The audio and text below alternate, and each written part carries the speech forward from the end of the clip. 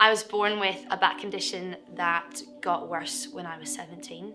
I was told I had to go for urgent spinal surgery, which was a complete shock to me. I couldn't have the surgery. The chance of being paralysed was too high, and they didn't know if it was going to actually help my pain, and I was in a lot of pain.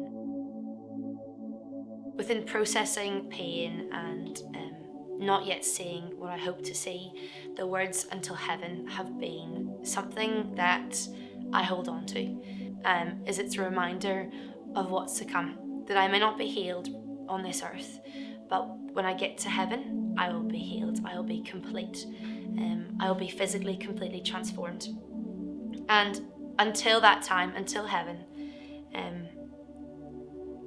the Holy Spirit takes hold of me in my weakness, in my human frailty, and He carries me. When I don't know what to say, when I don't know what to pray, in my emotional size and in my numbness with my pain, when I don't have the energy to even articulate how I feel to anyone, I know that He steps in. The Holy Spirit super intercedes for me and prays what I need to pray. It's in the everyday that I get to encounter Jesus. It's in the conversations with Mum in the kitchen where I'm weeping because I am in awe of who He is. It's in voice notes over WhatsApp with friends during the week. He makes Himself known to me, and He reminds me of who He is and of the hope that I have in Him. And in the Garden of Gethsemane, Jesus is praying before He is going to be crucified.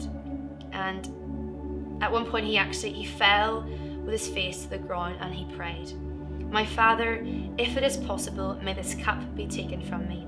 Yet not as I will, but as You will." And then He prays a second time and He says, "My Father, if it is not possible for this cup to be taken away unless I drink it, may Your will be done." And He prays the same a third time.